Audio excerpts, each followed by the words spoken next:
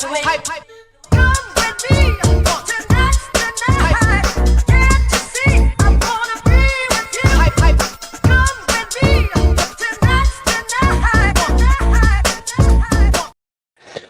people, what is going on? Welcome back to E20 Zone TV.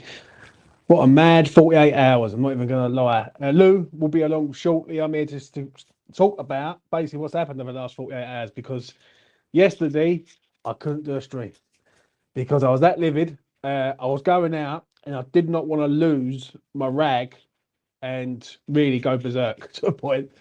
Before I get started, please do smash like on the video, subscribe to E20 Zone TV and hit the notification bell. If anyone wants to come on tonight, they are more than welcome to come on, have their say.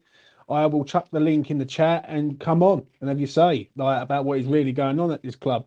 For me, there's only one problem, and that's the man upstairs with the Russian hat. I've said it for a long, long time. And for me to walk away from West Ham back in 2016 and say, right, I'm having nothing to do with it until he's out the door, yeah, tells you that, one, I'm a stubborn bastard, and two, I was right all along. He stitched up the fans, he stitched up everyone, and now he's trying to stitch up the manager, so to speak. Do you know what I'm saying? Steiden, Sullivan, Lopetegui, it's a collective. I'm going to be honest, it's a complete collective. Before I do get into this, I want to thank Colin for this. James, mate, I'm so sorry I got it wrong about Loppy. I have other things on my mind. You know I'm a hair friend. Tomorrow I was having no worries, Colin. You know what I mean, mate? We all get things wrong. And, you know, I shall not judge, as they say. Do you know what I mean? If Kane's in the chat, he understands what I mean, but it is what it is. I mean, let's just sort this out because I've got to get this back to normal. Like that, that's it. Here we go. Is that it? Yeah. Let's have a look, Bosh. Yeah, that's it. That's what I wanted. Right, there's no score predictions tonight, but you know, for me, I'm not even surprised anymore. I don't know about anyone else, but I'm not even surprised. Nothing surprises me with this club. Simple as that. Just like every single time we think it's a simple like take out and replace, we have to drag it out even more so. Do you know what I mean?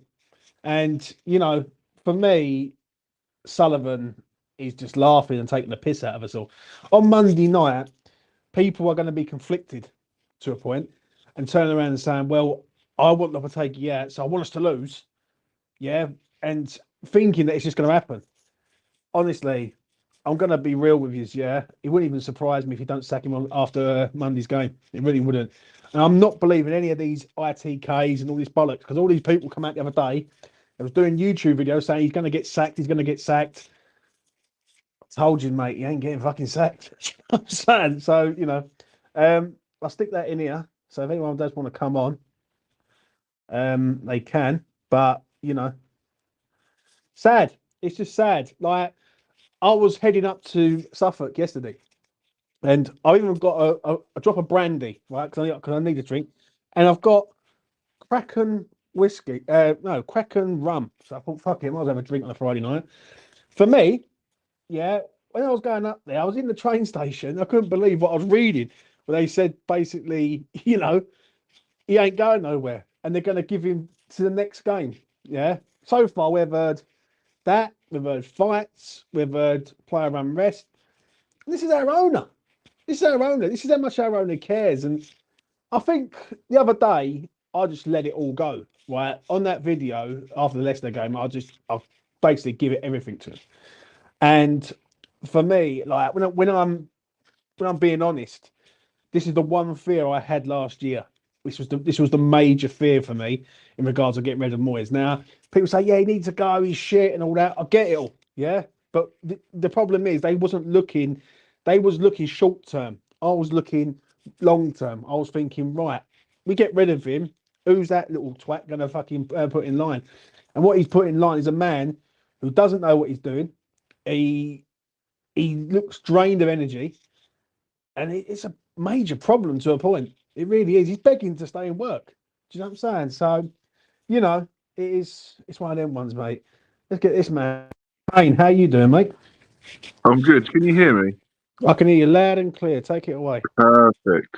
Yeah, I want to say with Lopetegui, I feel sorry for him And if we do lose on Monday, I'm not even going to blame him because at this point they've made it so impossible for this guy to have any authority now. They've just Mm. bottled the decision that they saw half-assed made. But you surprised? Really? No, not really. Normal So service as resumes. it's back to being the circus in town, isn't it? I'm going to be honest. Did you think he was getting sacked on Tuesday? Yeah, Honestly. after all that came out, I was like, yeah, that he must be.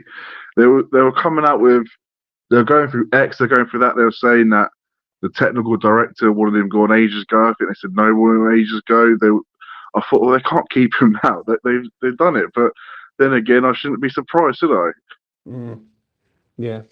I agree. I agree. Like I was listening to X's podcast earlier on. Someone sent it to me in our little WhatsApp group, and I was listening to it. And shout out to them boys; they was doing a good job on that. When I was hearing it, I was getting more and more pissed off and angry with what I was hearing. Like basically saying that Sullivan don't rate sort of Potter for what he's done, and offering him a sort of short-term contract is to basically see how he goes.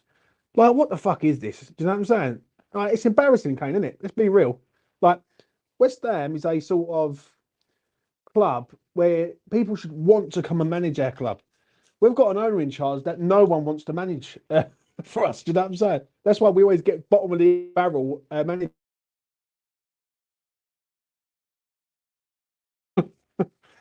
Actually, I talked to myself, Kane. Yeah, I think you Sorry, cut it froze then.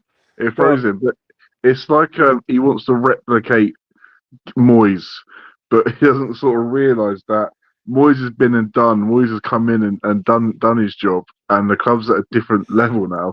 You can't just go and get another Moyes. Makes no sense. You've already spent all this money poorly. You Yeah. can't just come in and get some. It's not going to happen. It's a different dynamic now. The thing is, right, someone said to me there, right, who do you fancy for the next manager, James? I have not got a clue. If you want me to be honest, I have got not the foggiest idea who it's going to be. I look at the ones that he's recruiting. Any manager that's going to come in now is going to want money to rebuild that side, especially in the midfield area in January. If we ain't got no dough, then we've got a problem because no top end managers coming in. What we are going to get is a makeshift manager for now. Do you know what I'm saying? And it wouldn't surprise me if they're going to blag this for another few games. Yeah, if he goes and beats Wolves on Monday, what does that tell us? Fuck all. Tells us nothing. All it tells us is it's going to drag on even more. Now, if we lose against Wolves, I even don't think Potter comes in and changes this straight away. I think I think it's a collective. I think the players are shit, the owners are shit, and the manager's shit. Do you know what I'm saying? So I don't know, man. I don't know. I don't know. Let's have a look, see what they're saying. I'm the same. I think Potter would even turn us down. No idea who the fuck we're going to get. Maybe it could be Rafa, to be honest. It's going to be someone. It's going to be someone like that. All these top names that I keep hearing, like Allegri, what's the other one? Sari, I think was the other one that was mentioned today. It ain't happening, mate. It ain't happening. Well, I'm going to be honest with you, yeah, because I proved it last year when you could have went out and got anyone, and you go and get Julian Lopetegui. So, how do you think it's going to go on Monday, Kane? As in the ground? I don't know. Um, it's going to be funny, isn't it? I'd have been very confident to say we'd win, even though we're doing poorly, even though we're on the ropes. I'd say it'd be a routine win. I'm not so confident now. There seems to be like players at war with this guy. Mm. Um, so I'm not sure what West Ham we're going to get. I still think we'll win, but I don't know, James. How could you predict that? It's such a shambles at the moment. I think it's a nailed on win. If you want to bet for Monday, get on West Ham to win. It's the most right. I actually think right. It's the most comical bet that I'm probably ever going to have to do in my life. Yeah, because it's the most predictable bet going. I think we turn up there on Monday, and I think we win probably 2-0. And what it is, people will go, "Well, he's turned the corner again." Right, and it absolutely baffles me. The problem is, I don't blame the fans on this one. Well, when people say about, "Oh, wait, be careful what you wish for," and all this is what you wanted and all that. listen, like the full fucking attention's got to go to Sullivan on this one, right? He took the piss last year, right, in the transfer market in January when Moyes needed players, right? Got rid of half our squad, and Ben Johnson playing left wing, right wing, midfield, all over the gaff, and sabotaged really last season to a point. When we finished 2023 in sixth, we should have been out in that January window, invested to try and go for Champions League or at least top five. Instead, he does nothing, and he ain't the first time he's done it, and he ain't gonna be the last time he does it. He does it all the fucking time. So, you know, yeah, stressful. Okay, what do you make of him chinning? No, what do you make of Tadibo clumping Lopetegui, mate? This guy can maybe focus on like getting fit after about 5 months, wherever it is, before he starts chilling the manager. Listen, I don't reckon Lopetegui covers his own glory. I'm sure he treated it incorrectly, but get a grip, man. What are you smacking him for? I know that things like that happen, but you still got to call it out and say, get a grip, mate.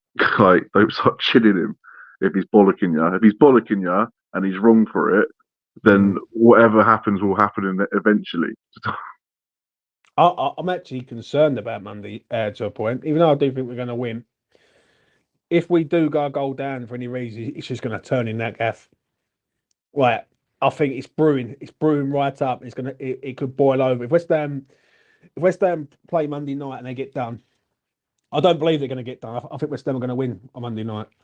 If they get done, then I can see like a Burnley 2.0 happening. Do you know what I mean? It wouldn't surprise me. And it really kicking off in there. I don't know about you. I just feel gutted. Like, more to the point, I just feel gutted that where we've been, whether you liked Moyes or not, yeah, he's irrelevant. Where we've been to where we are right now, this is West Ham of old. This is the West Ham that I didn't want to see. Like, just fucking shit, basically. Do you know what I'm saying? So yeah. What game was it? Apparently he slapped him. Arsenal, I think, mate. I think it was the Arsenal game when it came. Yeah, it was Arsenal game. Not seen him since. Yeah, it's fucking, it's so. Oh yeah, because he weren't there on the Tuesday, was he? So was he No, injured? he wasn't in the team at all. So he was chucked out basically the team on Tuesday. Yeah, I don't blame Lopetegui in that instance.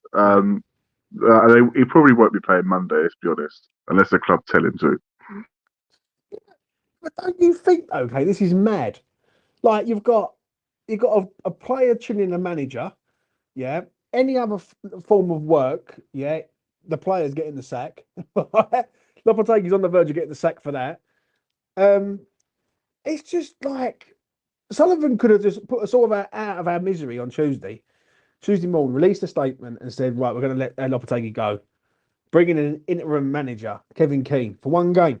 All it takes is one game. That's all we need, because like, we play Wolves, then we've got a week's grace. And if they can't find a manager in 10 days, 11 days, then they all deserve to be hung out to dry. Do you know what I'm saying? It's fucking annoys me, I mate. think, at a guess, I mean, I couldn't tell you what's going on right now. I can't, but at a guess, I think they're just keeping him until they get someone, and they're just a bit procure as to how they're going to get someone in, because they're very slow and like very not reactive to things. That's what I think anyway.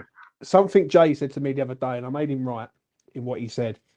He said there is no one there who can come in straight away and within the sort of structure of West Ham right now. Yeah, Noble hasn't got no badges, so he can't do it. And basically, you're asking Kevin Keane to go in on his own, basically, to a point. Yeah, because obviously he does under 18s, doesn't he, as well? He's got his own thing going on.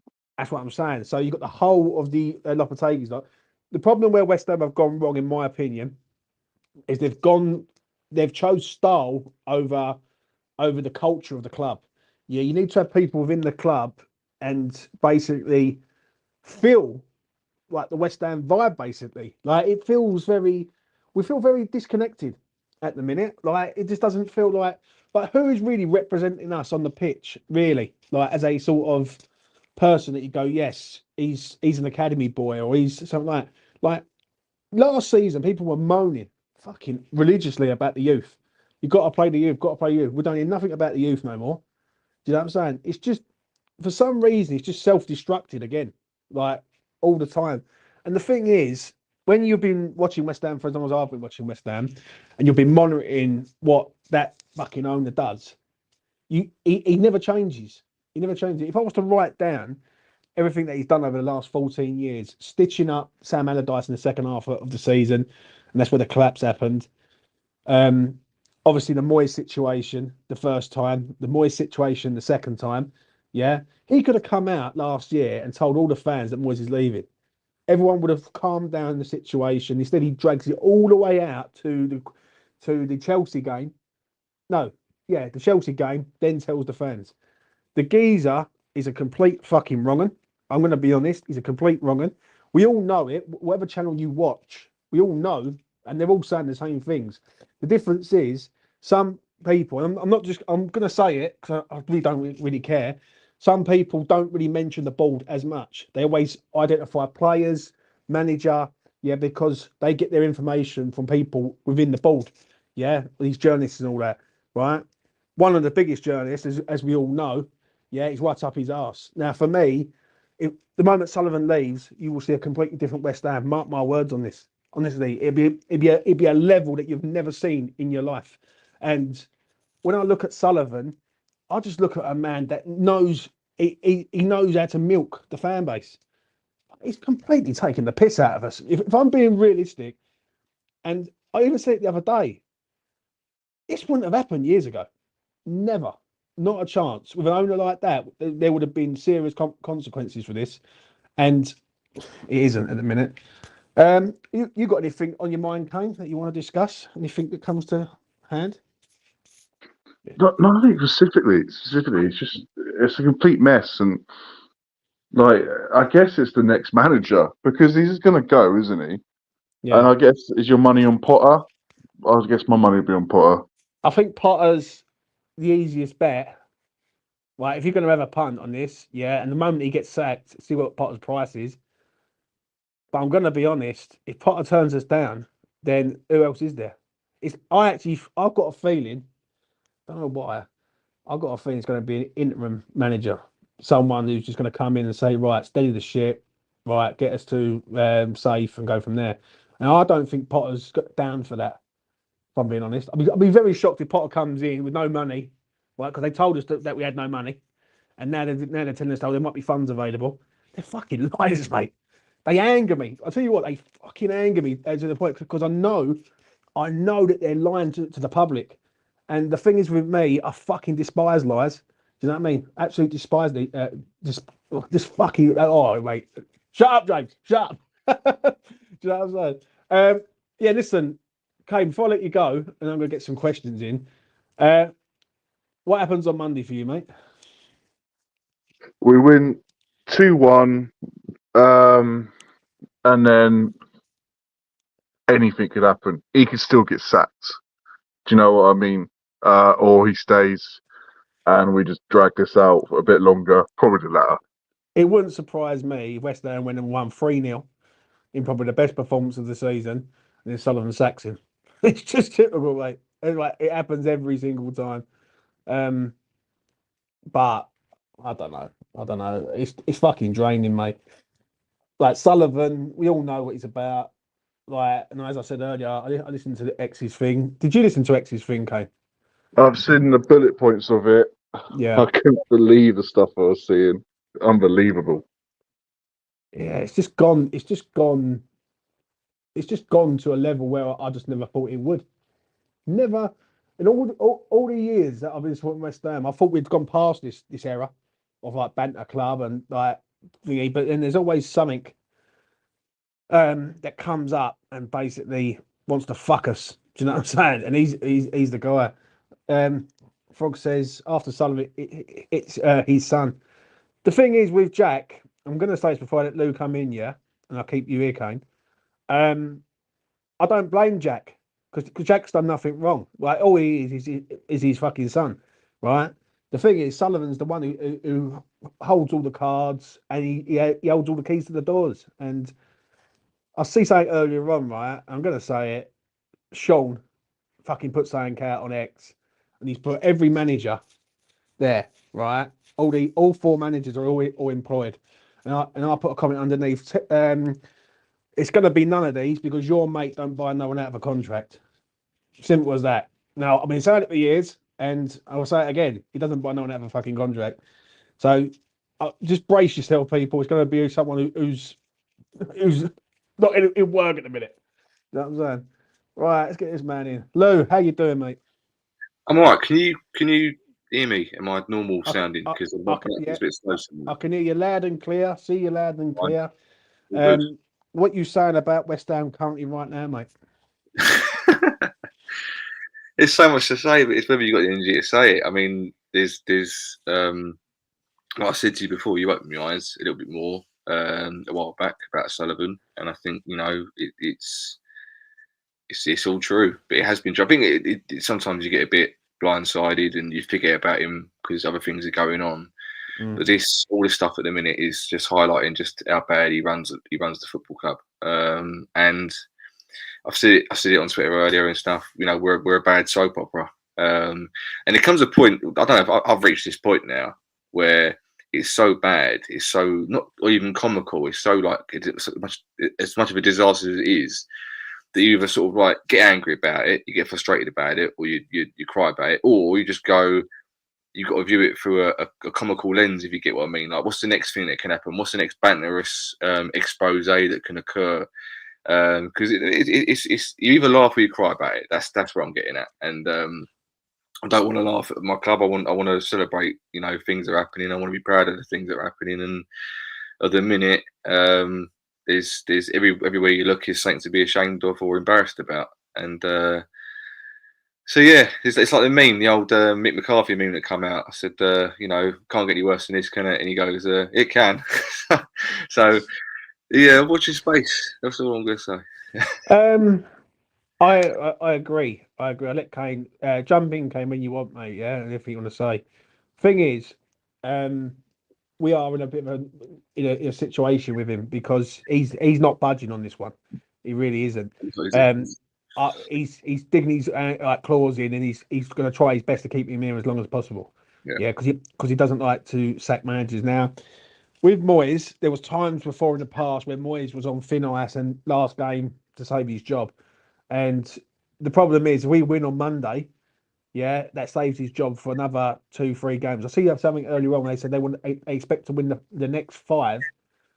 Yeah, they're taking the piss, man. It's like they want him to win 4 out of 5, right? Obviously nonsense. There's no way. Like if you won like 2 and drew 1, it'd stay. There's no way they're expecting that. That's ridiculous. Yeah, right. What do you think in regards of if he does go in regards of like the next manager though? Me. Yeah. And I've got no faith they can get anyone better. When you consider that Lopetegui had 6 months before Moyes left to analyse the club and do whatever he's done, and then to get backed a considerable amount in the summer, and then to have all this time to have a pre-season, etc. It doesn't lead me to think that either he goes and he gets extremely lucky and gets in a freebie who does everything that a guy you pay compensation for out of a club and he comes join you. But I don't have any faith that as long as Sullivan in particular is picking the new manager, it's going to be any better than Lopetegui. It could be better. Could be like getting more results. Could be marginally better than it is. But after this fiasco, I don't see it getting any. I have no faith. This is why at the point I'm neither Lopetegui in or out, because to me there's no point. If he's going to stay, I hope something better would come. But fundamentally, I don't believe they had all the time in the world to get this appointment right, and it's not gone wrong. So what can they do with less time and less planning? Maybe they put a rabbit out of the hat. I'm not sure, but I don't see it personally. The thing is, I agree. Like we are literally in a no-win situation here. Yeah, because there is no guarantees that Potter's just going to come in and transform this side the way it is at the minute. I think we'll be better. I think the players will be a bit more uplifted to a point. He would be my best of a bad bunch pick. Yeah. For a couple of reasons, but it's not like I go, oh, Graham Potter, brilliant. It's like, okay, all right, look, what's the positives rather than negatives? I mean, that's kind of what you do with any manager, really. But if you think that they're going to come, so you've got to try and get behind it to an extent. I said Potter because we couldn't beat his Brighton side in the Premier League, could we? It's like a record he had against us, and he plays better football, I presume, and stuff. So out of all of them, he would be the more aesthetically pleasing manager. But I'm not jumping from the rooftops thinking it's the best name out there. It's just maybe, like I said, possibly the best of a bad bunch, but I'm not going to get excited about it. I agree. But who is really to blame here? Because I understand people are saying Lopetegui. David Moyes. What? It's everyone. The thing is, it's a collective, right? I think it's Steiden, I think it's Lopetegui, and I think it's Sullivan. I think it's all three of them in all three different ways. Yeah, I think obviously Sullivan's the culprit for employing him. Lopetegui for the tactics and what he's trying to do and his stubbornness. Shout out to Cam. Cam's watching. He used to say, James, he ain't stubborn. I'm telling you, kid, he's fucking stubborn as a fucking mule, right? 100%. And Steiden for basically serving us up players that A, want to punch fuck out of our manager, B, who don't really care. They don't really care. And this is the one worry that I've got. If West Ham ever fall into this relegation dogfight, and they say they lose and they just don't kick into gear straight away, we're in a relegation dogfight. How many players do you think are going to really fight for this club? Well, because I think half of that first team are out the door, if I'm being honest. Kane, what you saying about that? Yeah, I said the same thing. When we were in the shit in 22-23, I was sort of worried about the players fight. I was worried about it. But then again, they turned it around and they went on to win a bloody trophy. So I was completely wrong. But this time, I mean, you got Bowen there, and a lot of the old guard that would, like Cresswell and Antonio, they're getting on quite a lot. And then you got players like Soufal who probably wants to leave because he's not playing at all, rightly or wrongly. And then what, you're going to go to war with Guido Rodriguez, who hates the manager, Todibo, who's trying to scrap him. I think we're quite fortunate that the teams at the bottom, including us, are absolutely dreadful. So we should be fine on that guard. But let's not rule out what happens next season, because this is just the beginning of the mess that we've caused. Yeah, I actually agree. How about you, Lou, on that? I've got some. It's not these players weren't brought in for a relegation dogfight. You're not going to sell the club. You're not going to sell West Ham to these players saying, "Well, there's a possibility we could be fighting relegation," because they would have been brought in saying, "No, the club want to achieve some sort of status this season. We want to finish here. We want to do this. We want to do that." So they were going to be sold a dream to an extent coming to West Ham, or a project as we want to call it. So you weren't bringing these players in for a relegation dogfight, and I don't think it's down. I don't think it's. In fairness, like I'm not a fly on the wall. I don't know what's going on behind the scenes. We can only go off rumours, right? But if you've got someone like Stebo or Kudus, who as players probably have standards. They probably have standards of how they wanted the team they're playing for to play, of where they want their team to go, and what the achievements they want to be throughout the season. If suddenly their manager goes, "No, I don't think we don't need to do it right now," or saying, or Steiden's brought them in saying, "This is what we want to do," and then the start of the season, Lopetegui says exactly the same thing, and then throughout the season, suddenly Lopetegui goes, "No, we don't want to do it anymore. We've got to change our expectations," and they kick off. I kind of think they have a right to kick off, because if you're being sold this, you're coming to this club to achieve this. This is why we want you here, because we want to do this and that. And suddenly the manager isn't capable of producing that, and some players aren't pulling their weight, or they're not, they're not being asked to do what they were brought in for, etc. And I think I don't think it's right that players are squaring up to their manager. But if the manager's lost disrespect, and if he's being disrespectful to the players, we don't really know what the argument is. We know he's just squared up to each other. We don't know what it's about. What he said, what she said, it's all based on what reports. So you don't need these players in a dogfight. You don't. When you're fighting a relegation battle, you need your Craig Dawsons, you need your Mark Nobles, you need people who are going to grit determination and get the job done. If you like what happened on against Leicester. Leicester players pot the bus and then nicked the goals and won the game. So that's how you sort of scrap out of that. But at the start of the season, we was all buzzing about trying to finish in the top 8, top 6, top 10. So now we're all like, oh fuck's sake, here we go again, West Ham. Yeah, but I'm going to be honest, mate, and I'm going to say it straight to the camera. the fan base was gaslit last year big time, and there was people gaslighting the fan base, telling them stuff that did not exist. Like, I mean, literally did not exist. Like Almarin, Slot, Alonso, we're going to go for these top end managers. And the problem is with me is I look beyond stuff. That's the thing with me. I don't look short term. I always look long term. And I look at last season, and I remember where people was basically saying that we're going to get in Xavi Alonso because he's Tim Stein's mate and things like that. And people are getting gassed up about it. And the problem is you expect. I thought it was To always be too fair, James, nice if as a you dream. believe- Go on, Kane. if anyone genuinely believed that, and there were many people that probably did, they're an idiot. Let's be honest. You can't really help them. Yeah, but Like, when you I when think you even are, the subscribers of that didn't believe that. They just wanted to hate on Moyes. yeah, but when you are hyping up a situation, then you're going to breed more hype.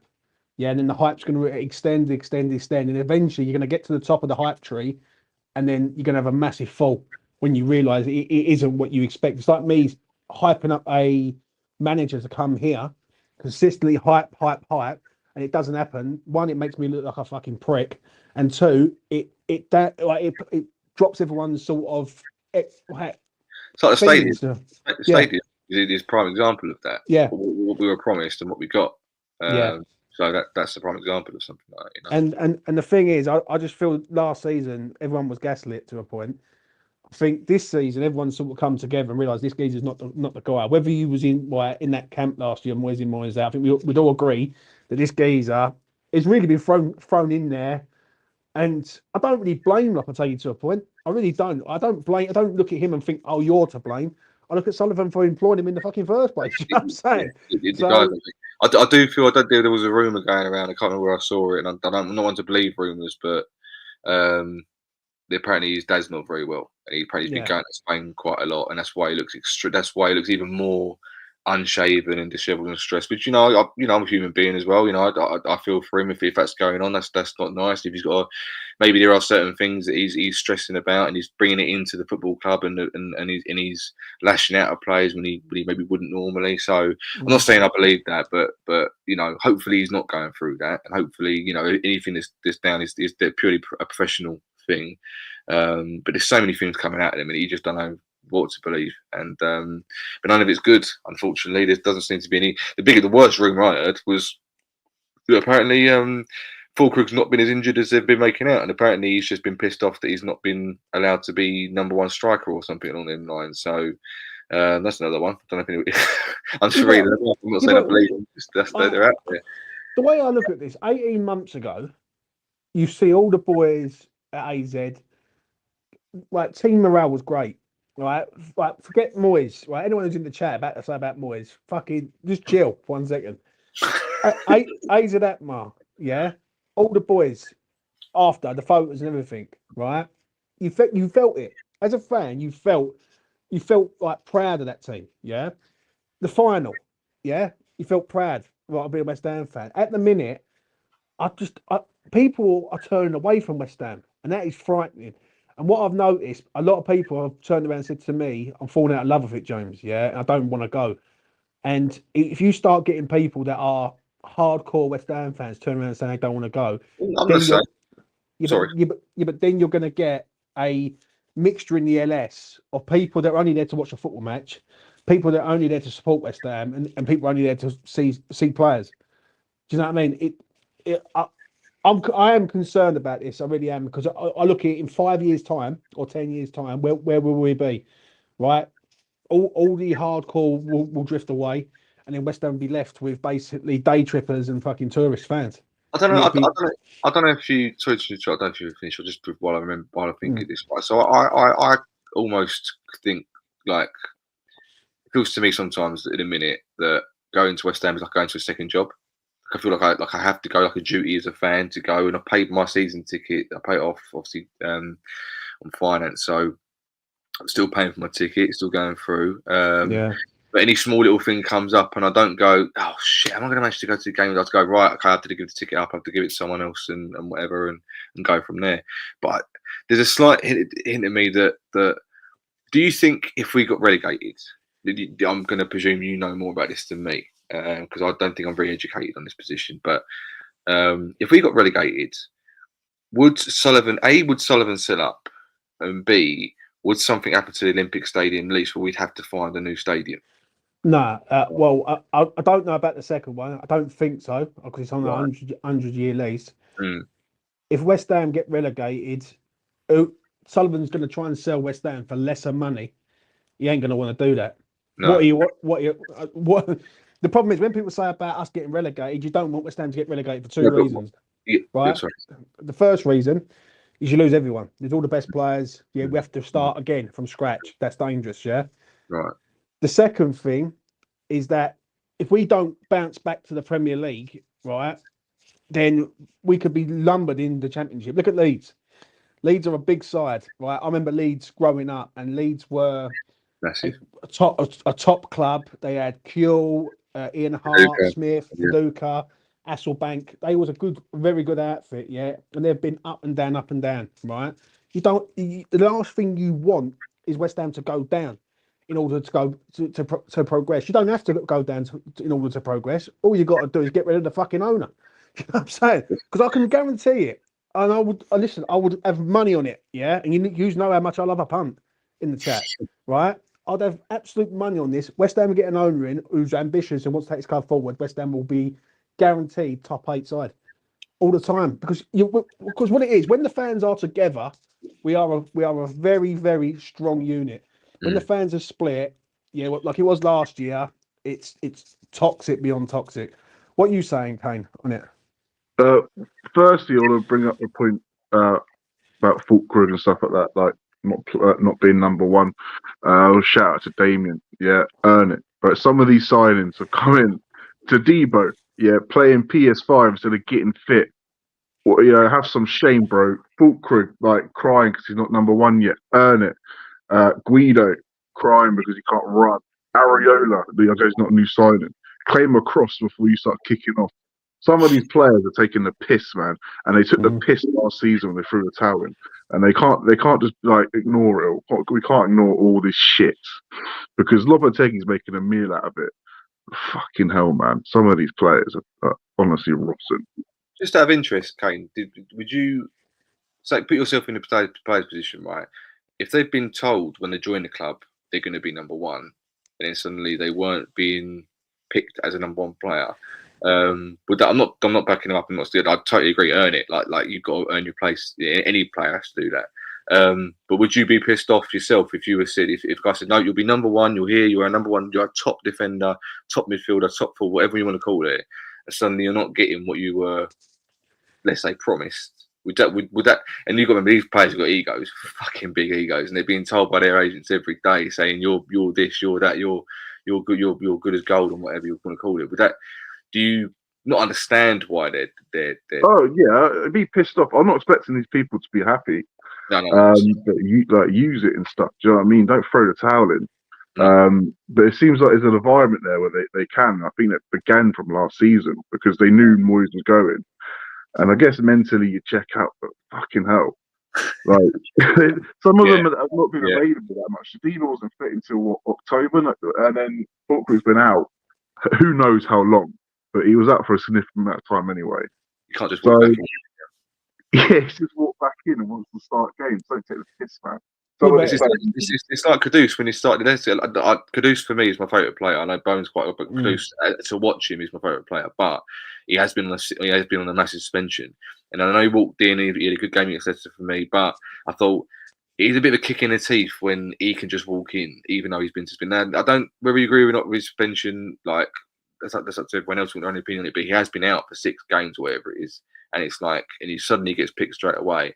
And I'm not saying other players have performed so they deserve to play over him, but I was a bit like that could not they call him mutiny, but like some players go, hold on, he's been out for 6 games, so he walked back into the first team. Come on. Yeah, but the only thing I will say on that is there's playing Mo, because obviously Mo's one of our best players. It's very hard to drop one of our best players. It's like Jared Bowen, for instance. If Bowen was out for a period of time and we needed a win, like we're going to put him in. Because the thing is, Lopetegui can't win either way then, because if he drops him and says, right, I ain't started him, and we lose the game, every person going to say, why ain't you started him? So you've got to balance it. The issue I've got with Lopetegui is why do you keep playing him on the left? That's the issue that really winds me up because he can play as a 10. You can put Bowen up front, push him over to the right. You Bowen can do right, in 10, Somerville yeah, left wing, done. yeah, Job done. End of and story. it's a completely different scenario. Then do you know what I'm saying? Like, Mm. and the eye line. I don't know about you though, obviously, because obviously I ain't spoke to you about the Leicester game. Mm. But Mm. the Leicester game was fucking embarrassing, really, to a point. Like, I mean, like borderline, like comical. Like 2 minutes in, we're 1-0 down. Yeah. Vardy straight on Sufal and Mav. Tell me what you was thinking the other night. Listen, I'm in a vast minority here because I've done a video of it on the network, Yeah. which, by the way, has not been captioned at all. I've had words about this. The caption does not describe what I was trying to get through on the thing. Maybe that's my fault when I've done the video itself. But I enjoyed. I didn't enjoy losing 3-0 or 3-1. I didn't enjoy losing the game. I didn't enjoy having a heart attack every time Leicester attacked. But what I did enjoy was creating, as far as I know, a record amount of chances for us in a Premier League game or half or whatever it was, especially in the first half. Not a head's not going down after going 1-0 down when Vardy scored. Trying to get back in the game, playing attacking football, having some heart and desire, and from what I want to see from my team, which is trying, like giving it a go and putting in some effort, which we haven't hardly seen a lot this season. Probably about 2 games, I reckon. The Newcastle game we won, and then Leicester last night, the other night. I was happy with the effort. That literally the attacking football, the creating. We didn't score. That was I was frustrated by that. I think Bowen was a bit selfish sometimes and a bit naive, and other times as well. I enjoyed watching how we played. I'm gutted that we lost. We needed the result and the win, but for me, it was embarrassing missing those chances. It was embarrassing to lose 3-1, and then but Leicester had the new manager bounce. Van Nistelrooy obviously he's a new guy for them, so I wasn't expecting us to play a Steve Cooper team and beat a Steve Cooper team. I was thinking, right, they've got a new McGaffer now, so they're going to be extra up for it, and they're going to go. Didn't think they'd play like that. To be fair, I didn't think they'd be parking the bus and doing this on the counter. So I don't think they're going to play from that from now on. But for me, I just saw the team giving it a go, and personally, that's. For me, that's all I asked for, and I don't expect to see West Ham win games because I'm not a West Ham fan because we win games. I'm a generational West Ham fan that our basic expectation as fans is that you put in 100%, and we don't always see that. We hardly ever, quite often than not, we don't always see that from a West Ham team. So for me, I'm gutted we lost, but I'm happy with the effort put in. That's just me. I'm probably a minority, but that's how I feel. I'll come back to that in a minute. Ted Diamma, E20. Do you think West Ham job is too big for Loppy? I think so, mate. I'm going to be straight. I think the pressure's too much for him. I think he's got too much going on in his personal life currently right now, which ain't doing no favours. And I think one thing I do feel sorry for him to a point is he's trying to learn and start playing in 6 months, and it takes time to adapt and get these starter played to how West Ham want to do it. Now we have seen glimpses. We've seen good moments. Newcastle away is a game where we look very, very good. Yeah. But nevertheless, he's trying to do something over a period of time with some of these players who are not really possession-based players. You know what I mean? We've got a lot more counter-attacking players on our side than we have possession-based. So that's my thought on that. What you was just saying, though, I'm going to come back to it. You're saying about performance over substance, basically, and result. The issue is that if that is the case, and people only care about performances, then why is people worrying? I don't. Well, I don't. I'm not saying I only care about performances, but I think that, like, how can I put it? I think there's a time to concentrate on results, and you always got to get the result. I get that. I'm not being naive enough to think you don't have to get results in football, but I also don't think that you always have to park the bus or you have to play a certain style of play. I think you can play a number of style of plays. But what I'm saying is, I've grown up as a West Ham fan, as we haven't always. The players haven't always put in 100% effort. The players haven't always played a gung ho style of football where you can see they're all trying to put their effort in, trying to score a goal, etc. And for a little while now, under Moyes, I was disillusioned with the football when it was like, I was happy we won the game, but I was a bit flattened. You know, when you feel flat after because the game, you can't enjoy watching the game, and you know, I always want West Ham to win. I'd rather West Ham win than me be happy because I'm a fan. I want to see. I want to see us win all the trophies, and if I can't watch the games, who cares? Because West Ham are doing what West Ham need to do. You know, fuck me. I don't. You know, I'm not important.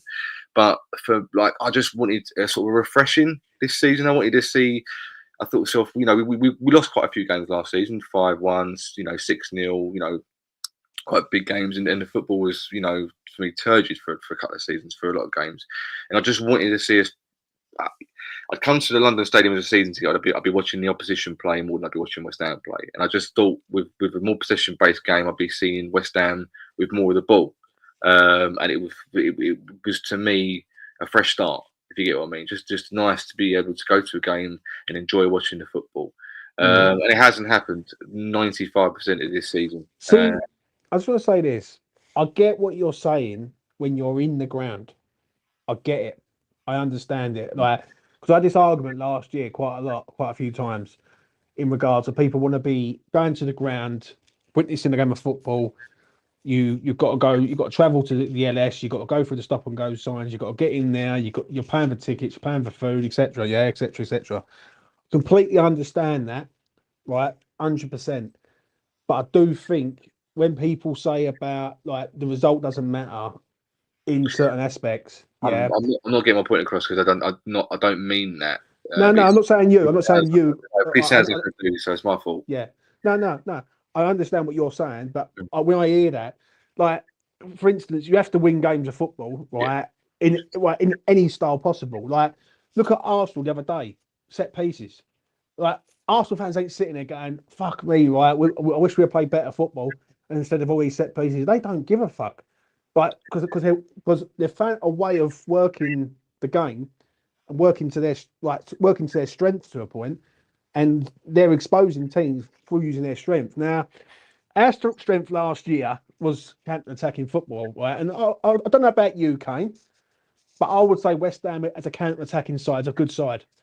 Yeah, I think we've got good players who can counter on the break. Yeah, but I understand people want to say this possession-based game, but it ain't working. And this is what happened with Moyes 2 years ago. Yeah, this is exactly what happened with Moyes. Moyes tried to do this. It was a fucking disaster. And eventually he went back to low block and then hitting teams on the brain. I'll never forget 2 games 2 years ago. Yeah. Because I've got a memory like an elephant. I'll never forget fuck all. Everton at home. 2-0 win. Bowen scored both. And he celebrated with the birth of his twins. Yeah. That was the game that saved Moyes and it sacked Frank Lampard. Yeah. And there was another game, Fulham away, right, when ironically the banner come out after we just won a game, and yet again it saved his job. It was a 1-0 win, it was an own goal, and basically we shit ass to win in West London. So I get it, but I do think we need to sort of realise what we're good at and sort of go from there. I think when you're trying to turn the whole club around, you're going to have games like, you're going to have a season like this. Do you know what I mean? My issue is that this man currently right now is only going to take us backwards, and you're going to get to a stage, as someone said it in my chat earlier on, where people are going to want to leave. People are going to say, you know what, I've had enough of this, right? We've got to fuck off, right? Do you know what I mean? Kudus, Alvarez, Tadibo, and then you're going back to being West Ham mid-table. Do you know what I'm saying? Which is poor. Kane, anything you want to say on that, mate? Listen, I prefer, because obviously, in terms of enjoying the football, everyone has their preferred styles. Yeah. I think if I was to pick a style that I'd really love, it would be that Areola at Bournemouth, right? But I don't. At the end of the day, I don't actually care because, like, there's many ways to win a football game, and you have to do it to the squad you've got. Now, do I prefer to see Kudus, Bowen in acres of space? Yeah, who the hell doesn't? They're giving me mid-block, low block, and if they're getting chances, I'm fucking well happy. But I think the context was the last 3 years up to this. We had Thursday, Sunday football a lot of the time. And I do wonder how much coaching these players really got. Because how much can you really do when you're travelling to so-and-so, then you've got a game on Sunday, and it's constantly focused on the next game. Like, it's no wonder we fell off a cliff.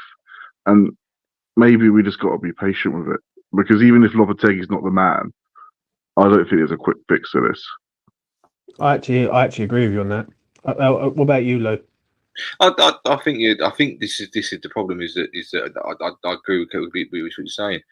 But what I would say is that if you're going to be in Europe and you're going to be a consistent European team, you've got to buy a squad for Europe. So, you know, if you can't get much coaching, you get more coaches in, or you set aside, because how do the other teams do it? How do the other clubs who are in? They don't, to be honest, do they? What team gets 3 years in Europe apart from the Big Six? Doesn't happen. So should we look at it and go, right, okay, we want this as a regular thing. We want to be in Europe all the time. So how do Arsenal, Liverpool, Man United, not saying we're at that level at all. I'm just saying that if we were to look at it going, let's get a diet way of they do it, because if we really wanted to stay in Europe, like not just enjoy it as we had that a few years ago, that was nice, wasn't it? And now we're not having it anymore, and we're fine with that. Or do we actually want to become a team that is regularly going to compete in Europe? Because I don't mind, if we have a few, it's like a cup run almost. You don't expect to get to the final, but you just enjoy being in Europe for however long you are, because getting into finals or winning trophies, obviously, you've got to be on the elite epitome. But for me, like, there was quite a lot of times where Antonio was being overworked quite a lot for under David Moyes, and I'm thinking, if we just get a second striker in, or find out a way to implement a system where we're looking at bringing in the players for a system that we're going to play. We're going to be in Europe regularly, so players won't get tired. We'll get the right coaching properly, because it almost seems like we just fluked Europe and then just we'll go along with it as long as we're in it, and we'll just enjoy it while we can, rather than going, okay, we're in Europe now, let's make sure it's a regular thing. If we are going to get David Moyes go, let's get in a bloke who can keep us in Europe and do a good job as he done, plus someone to elevate us as well. So I think you're right. I think for us it was a new thing to experience, having Thursday, Sunday, because I'm getting used to Saturday football again, and it feels weird. I must admit, I'm not going to lie. It's long, isn't it? Yeah. I remember last year when we'd lose a game, but you knew you had a game on a Thursday. Yeah. So you go, you know what? Fuck that. We've got a game Thursday. We can get back up for it. Or, for instance, if we didn't get a result in the midweek, we always had a game on the Sunday where we could sort of bounce back straight away. But yeah, just a side note on the style of play. I think by me saying that I just want to see some football that entertains me again is me cutting my nose to spite my face a little bit, because I don't mind switching up styles. I think the Arsenal thing is really interesting, because I think also they're accepting it because they know the end game. They know what they want, which is to win the Premier League, and then they keep trying to get Man City, and Man City just keep getting out away from them and keep winning it.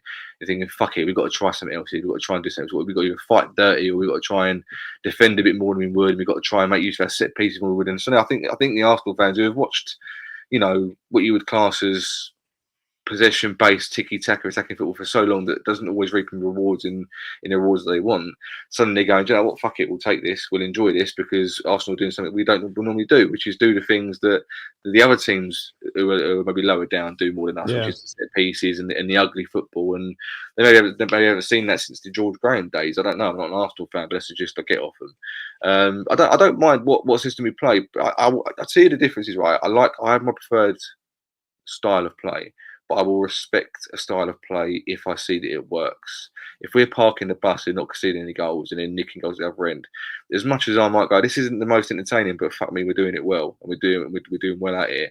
I don't see any reason why I should moan to that. Or I probably have done in the past, and I'm talking at my arse now. But I think if we suddenly, I think during COVID, we're the top team with the set pieces. We were set piece FC. We were one of the best counter attacks teams going, like Lingard in the team and stuff like that. I was fucking loving it. I've never seen West Ham play different styles of play. Actually doing it well. We were winning games regularly, which helped. We were playing. For me, the counter attacking at its best was some of the most exciting football I've seen from West Ham. I go back and watch them highlights all day long. So if a manager went, right, we're going to play whatever style it takes, which is actually what Lopetegui said at the start of the season. Obviously, he hasn't implemented that because we don't win many games. But I think if West Ham were to say, look, we're going to do this and it will get us here, I've got to respect that. I might not like seen it. I might moan about it every now and then because I'm bored of it or whatever. But at the minute, we're not getting either, are we? We're not getting a style of play. We're not getting the performance, and we're not getting results. So well, what it is, like, I think the style of play he's trying to do. But I think he hasn't got the midfield. I think the midfield's fucked him up completely. Like, if I'm being honest, because we haven't got one. No. The only thing that irritates me with Lopetegui to a point is his high line. And I get what he's trying to do, but sometimes you've got to be a bit more mid-block for me, like, and say, you know what, let's be hard to beat. And this is the fear with me with Lopetegui. He's trying to do this. This isn't working, and there ain't no plan B. If there's no plan B, then we're going to suffer quite a lot of defeats. Do you know what I mean?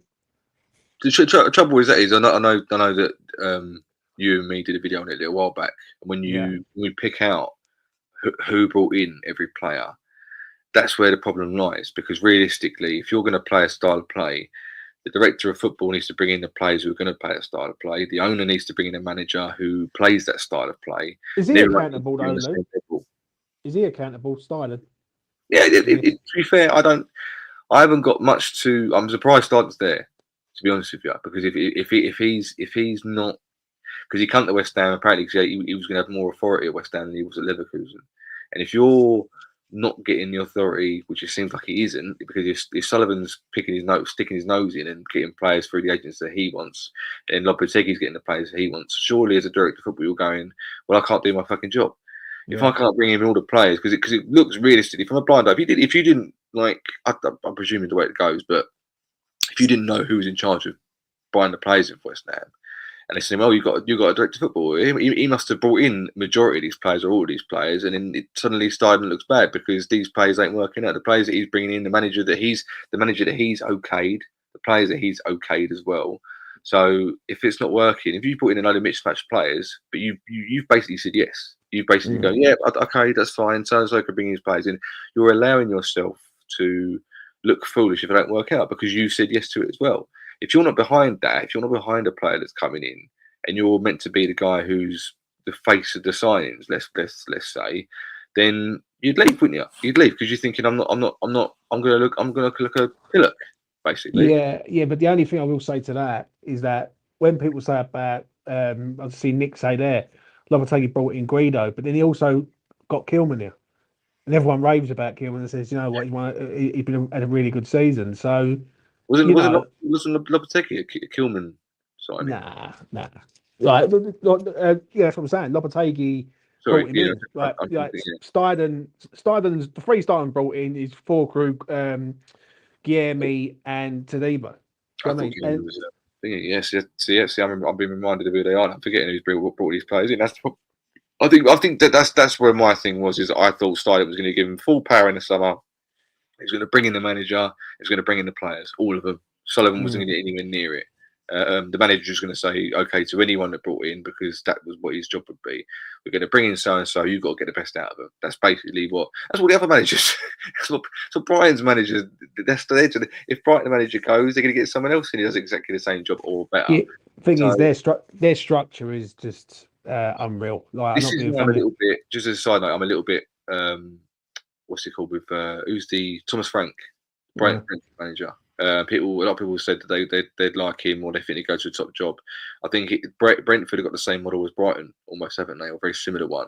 And he's obviously been there for years, thinking, well, if he leaves there, is he going to have what Potter had at Chelsea? Because he's left Brighton, doesn't look quite as good because the club made him look better than he was. That's my reservation with that. Anyway, that's my opinion. Kane, Stuyden, for you. Listen, let's break down all his signings so far. Mr. Tim Stuyden, the Pearl Diver. Mavropanos, pretty shit, but cheap centre back. What level can you expect? Overall, just, below average signing. Tadibo, a bloke who can't even get fit. I don't know what's going on, whether that's really his fault. That's probably his best one. Guilherme, again, that's one for the future, but is that a waste of resources at the moment, given our midfield? Maybe. I think so, yeah. There we go, mate. Fulkrug, can't judge him, but again, very different to the profiles we were linked with before. Makes no sense. A lot of money on a player that's probably not going to play many games. I mean, in terms of a technical director getting full control of a club, I don't think that ever happens anyway. I think some of them, they earned it over years. They don't just come into a club and go, bang, that's it, you're DOF. I think when he's DOF at Werder Bremen, he was there for years before we got that. So it doesn't happen like that anyway. And I think this guy isn't the sole problem at all. I think Sullivan is at the end of the day. But this guy, the stuff he leaks around, apparently like trying to push the manager out after 2 weeks or something like that. But then go back just before Moyes left. Moyes was telling him to leave. Don't come near the players. Yeah, he banished him. I wonder why. I know he was doing his job, but apparently Noble, this is a bit of inside information. He wasn't too happy about the way Sala went about it. But if you want to believe me on that or not. Yeah. The thing is, the only thing I will say with Tim Steidten thing is that so far this year it's been a disaster as in recruitment. Like, because the midfield's dead. Like, Krug, is Krug a £27.5 million player, really, when you can go out and search for other players? And the issue is that we still haven't really replaced Mikel Antonio, really. Like, so, do you know what I mean?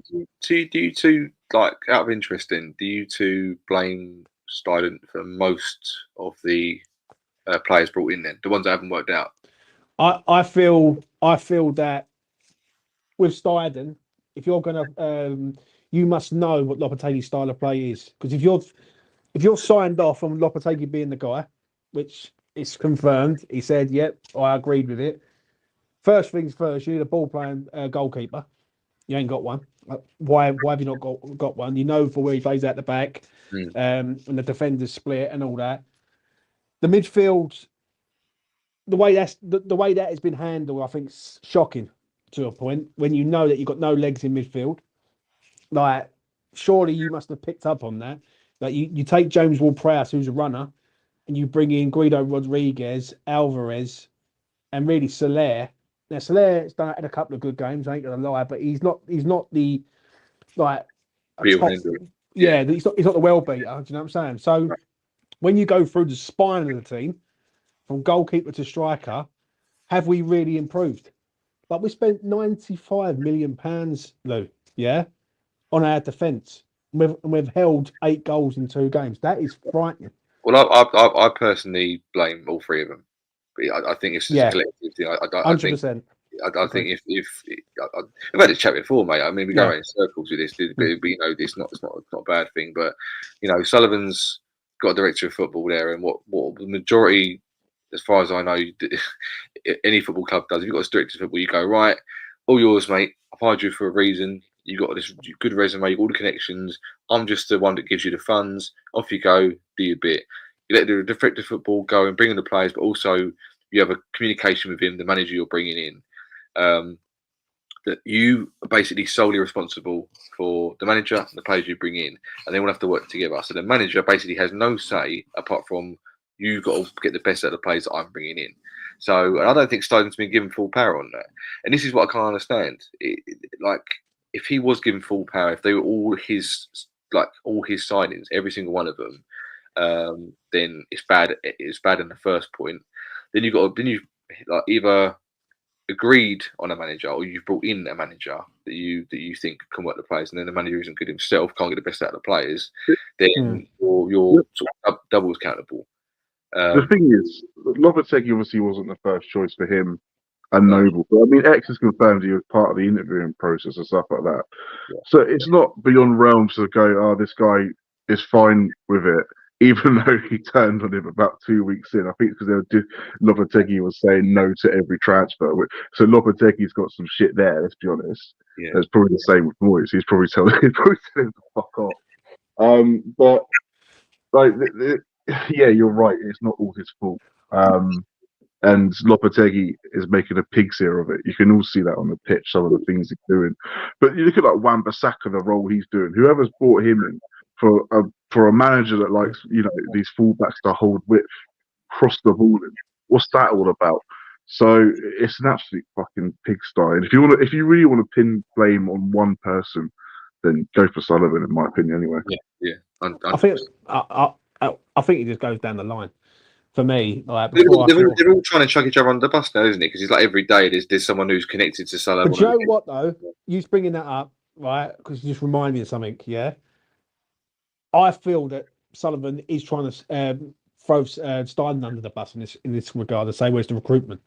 When really, everyone should go, hold on a minute, but you employed him. Do you know what I'm saying?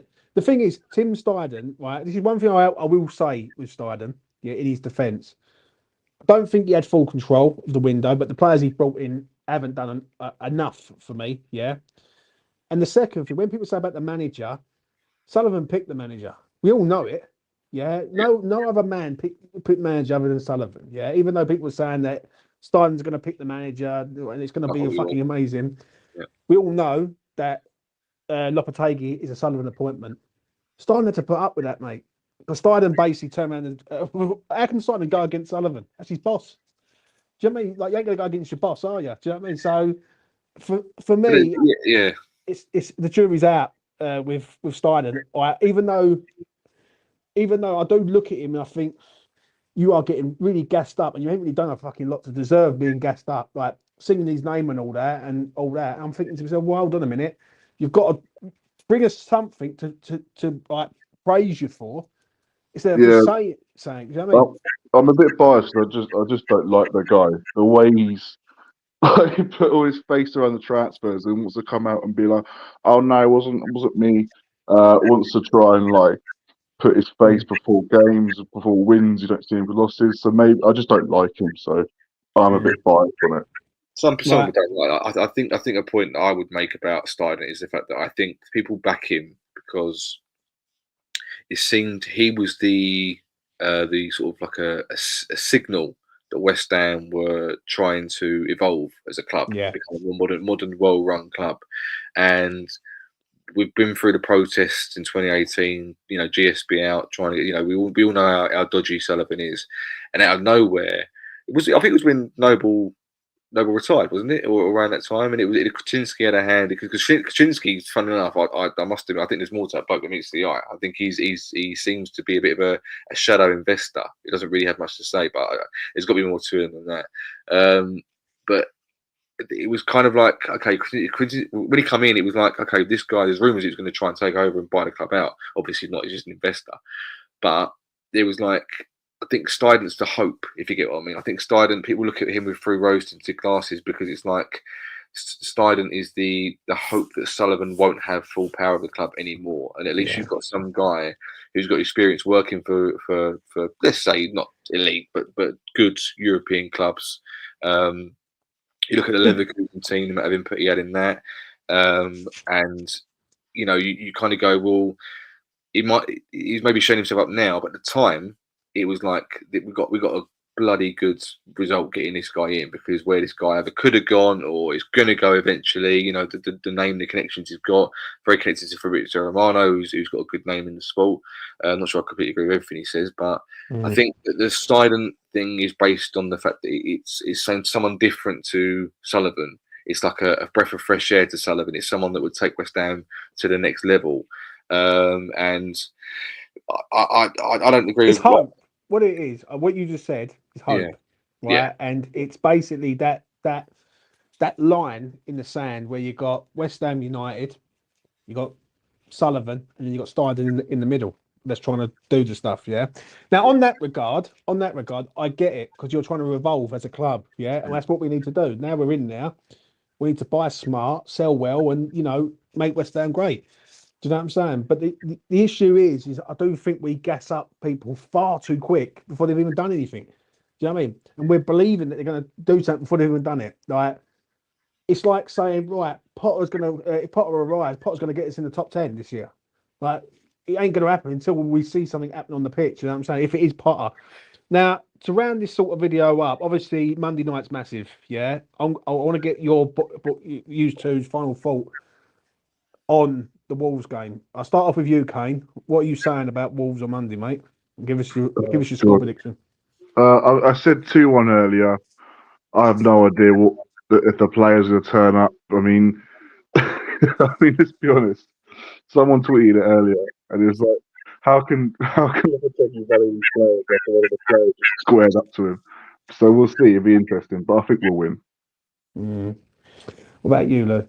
Yeah, if they hadn't lost 4-0 to Everton, I might be a bit more confident, because it's one of those things where a team gets smashed and in the next game they have to kind of react, if you get what I mean. And we're not very good against teams like that who really sort of want it. We tend to go into our shell a little bit. We're like, okay, they really want it in this game. So I'm not confident. I'm also a huge fan of Cunha, who plays for Wolves. I think he's a fantastic. I think he's very underrated, and he's one of those sort of players that as a field day against us normally. He's very, very quick, strong, mobile, got, decent technician. I can see him scoring a few goals. So I'm not confident. I hope we get a win. I don't see it as being like a 3-1 or a 2-0. I think maybe it's a 1-0. But yeah, Gary O'Neill's obviously going through a bad bit as well. And it'd be interesting to see how much the players want him to stay. Because sometimes I think the players can either let you stay or not if they intentionally throw the game or whatever. I'm not saying they do, but not confident. I'm going to go. I think like Kane, I'm going to go for a win because he's a West Ham fan. I want us to win every game. Don't get me wrong. So I'll go for a 1-0 West Ham. Listen, I don't normally do this, but I'll say Suchek because he pops up with a few goals nowadays. Then he would, every now and then, with an important goal when we need it, like Newcastle away, etc. So I'll go for that. But I'm not confident that they've just lost to Everton, one of the other underperforming teams this season, and Craig Dawson scored 2 own goals. So knowing our luck, he'll score. he'll try and get 2 goals just to try and make up for his mistakes the other night. So not confident, but we've got to try and win the game. So I'm going to say 1-0 West Ham. Finally, final question of the night for everyone, and it goes to the chat and all. Does Lopetegui survive this game on Monday, or even if he wins? Because even if West Ham win, I actually think they're lining someone up to a point. I really do. I think what they're going to do is they're actually using Lopetegui to a point to say, you know what, we're going to get him through this game, whatever the result. We're going to get the other man in. So, Lou, what you saying? Does he survive? Yeah, he does for me. And I'm going to go off the fact that the guy's fighting with players, and he's not being kicked out the door. When you kind of have a bloke who's who's part of a toxic atmosphere at club. No matter results to results, but when your toxicity is growing behind the scenes, etc. That's what does a bloke more than sometimes on the pitch. Is what's going on behind in the background. So I think he would have gone by now. I genuinely think he would have gone by now if it wasn't down to Sullivan's ego and the fact he wants to be proved right. He doesn't like sacking managers. He doesn't want to pay the compensation. So I think for a number of reasons he'll stay. I think even if we lose the next 3 games, I maybe I'm hoping I'm wrong. I don't know, but I can't see. I think it would have happened by now. So we've had enough bad performances and bad results that I think he would have gone by now. So for me, I think he stays regardless of what happens, even after Monday night's game. But could be wrong. We'll see. Kane, yes or no? Survive? No, it depends. It depends if they got a manager. No, but if we do rip them apart and play really well, I can see him sort of shitting the bed and going, "Oh, do you know what? We'll see what happens." So depends on that, but probably not. Yeah, well, we will see, gentlemen. Thank you very much for both of you coming on tonight. Good having me, mate. Yeah, it's you know what? It's a sad time at West Ham, but we've just got to keep the faith. As I keep saying, just got to keep the faith and hope for the best to a point. Before I go, if anyone wants a mug, 16th of December is going to be. Yes, please. Put that comment in the comment section below after. Yeah, they're hand created with Bobby Moore, Brooking, Redknapp, DiCanio, all the greats on this mug. Yeah, I've sent a few off already, and I'll be giving away 4 from me and all the boys on E20. So if you want one, put one in put that in the comment section below after, and I'll put you in the draw. And that's it from us till Sunday. I'll be back on Sunday to a preview with me, Jay and Mitch. That'd be fun. And smash a like on the video, subscribe to the channel. I'm going to be honest, West Ham basically drive me fucking mental, but it is what it is. But as I find the intro out, I want to thank all the chat, all the super chats, and Steve for being a member. And I will see you again very, very soon. Peace. Hype, hype, hype, hype.